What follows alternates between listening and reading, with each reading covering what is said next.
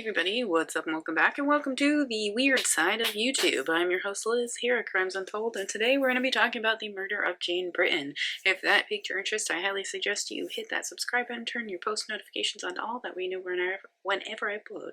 And yes, I am quite aware that I pointed at the wrong side of the screen, again, because I always do that every time I record a video and trying to point wherever that post notification shit is. So, if that piqued your interest, do so.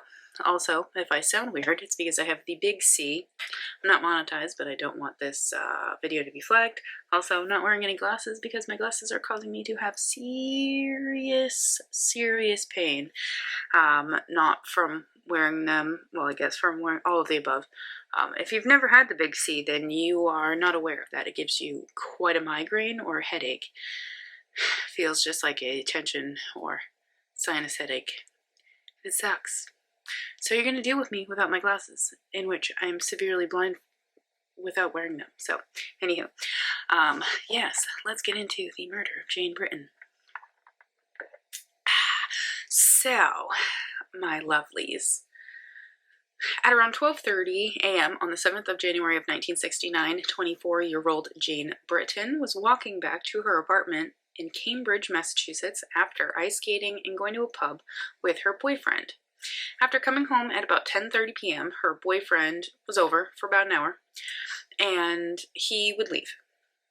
After her boyfriend left, she went across the hall, and she was basically just kind of like checking in with her neighbors, because her neighbors watched her cat while she was out. She ended up having a drink of sherry with them. It's just like a casual social drink. And after this drink, she would then return home to her apartment, but wouldn't be seen again alive.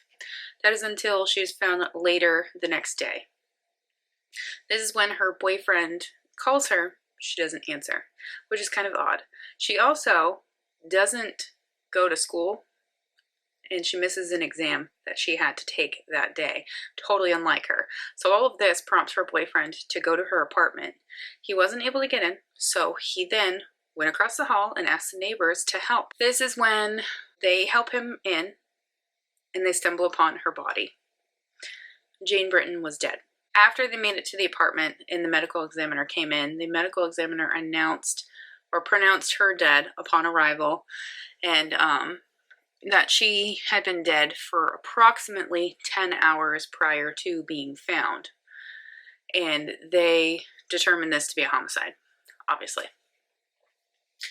So nothing was stolen. Nothing was found stolen. Yeah, which is kind of weird. She had 4 to 6 inch wounds to the head. That's believed to be made by a cleaver or hatchet type knife, which this knife is one that was determined to be from an Iranian dig that she attended. So it's kind of weird that it happened with that, but this would be totally debunked later on. I'll kind of get to that. Another oddity of this is that, so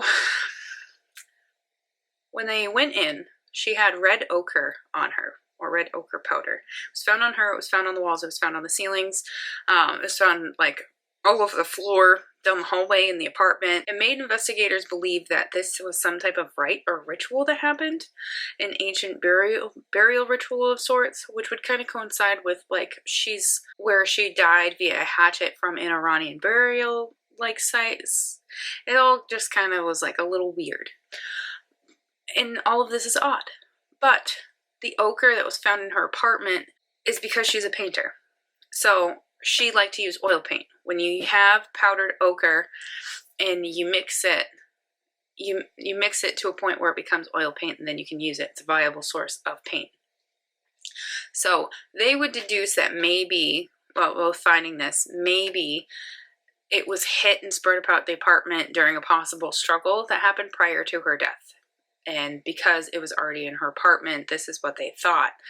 Also, her toxicology report indicated that any alcohol in her system or that she consumed did not metabolize.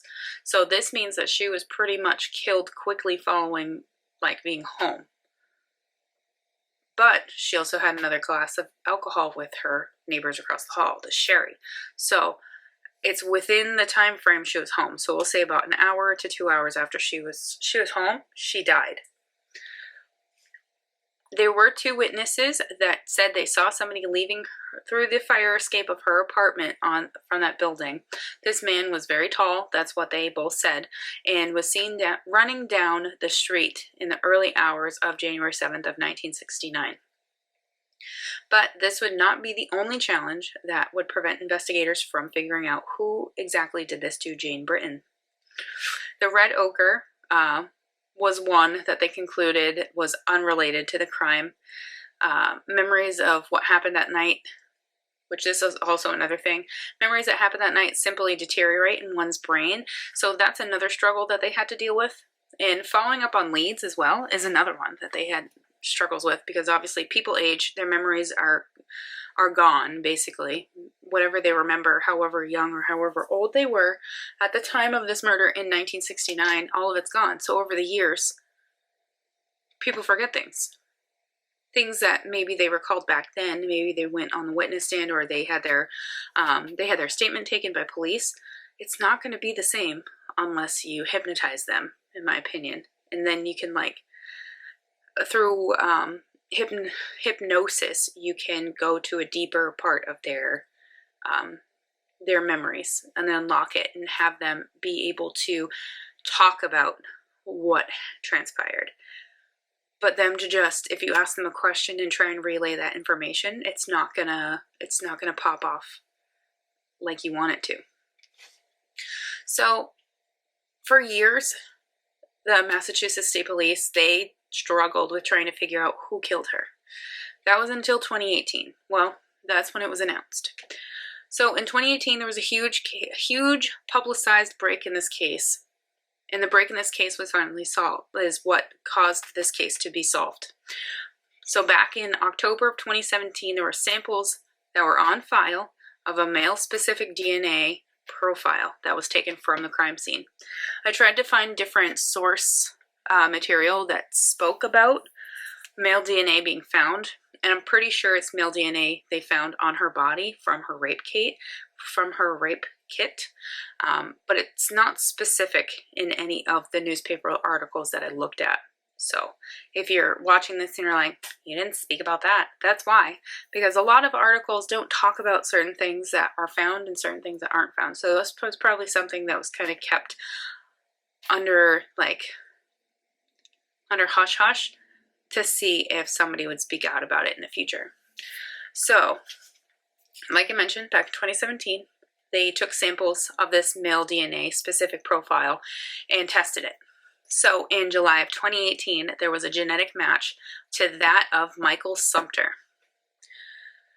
So who is this man? Well, I'm actually going to talk about him in another video, but I'm not going to talk about him too much because of that. But what I will say is that this case was solved due to the advancement of technology with that of DNA testing. The Massachusetts State Police Crime Lab was able to use these advancements to be able to solve these crimes. Without these advancements, we would not know who the Lady of the Dunes are. We found out who she was due to DNA advancements, and I mean, that was an unsolved case for years. The boy in the box, Joseph Zarelli, we wouldn't know who he was without the update of DNA. DNA profiling, SRT profiling, mtDNA profiling, we would not be able to find out who these people are. And for us to be able to finally close some of these cases that have been unsolved for years is amazing. For this case to be solved almost 50 years later, so solved in 2018, and this happened in 1969, so almost 50 years after this crime occurred, there was finally some justice that was served. So that, my friends, is the murder of Jane Britton. I hope you guys stick around for my next video, which will be about Michael Sumter, and I'll talk a little bit more about him and, yeah, his crimes. So I'll see you guys in my next video.